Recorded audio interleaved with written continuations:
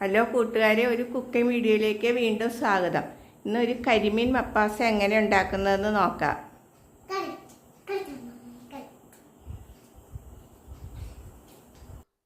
Hello കൂട്ടുകാരെ, കരിമീൻ മപ്പാസിന് കരിമീൻ 1 കിലോ കരിമീൻ 3 എണ്ണം ഉണ്ടായിരുന്നു ഞങ്ങൾ വാങ്ങിയത്.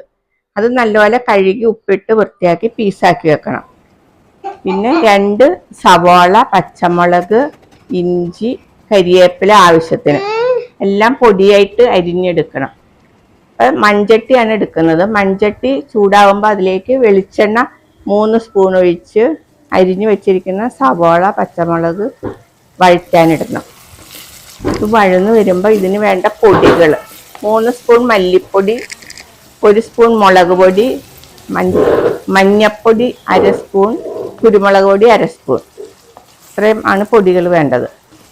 സവാള, പച്ചമുളക്,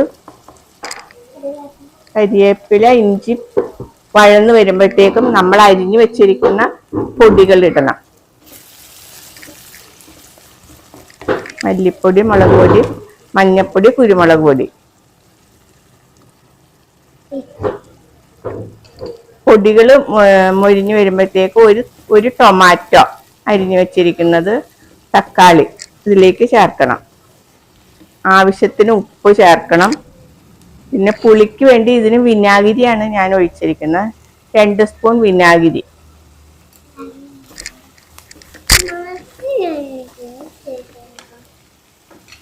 വിനാഗിരി ഒഴിച്ച് അരപ്പ് മൊരിഞ്ഞു വരുമ്പോഴത്തേക്കും നമ്മൾ തയ്യാറാക്കി വെച്ചിരിക്കുന്ന തേങ്ങാപ്പാൽ, 1ഉം 2ഉം തേങ്ങാപ്പാൽ 2 കപ്പ്.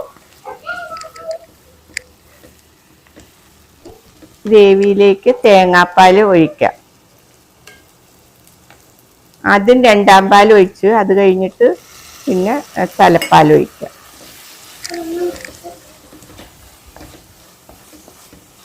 ഗ്രേവി കുറുകി വരുമ്പോഴത്തേക്കും നമ്മൾ കഴുകി വെച്ചിരിക്കുന്ന മീൻ പീസസ് ഇതിലേക്ക് ഇടണം.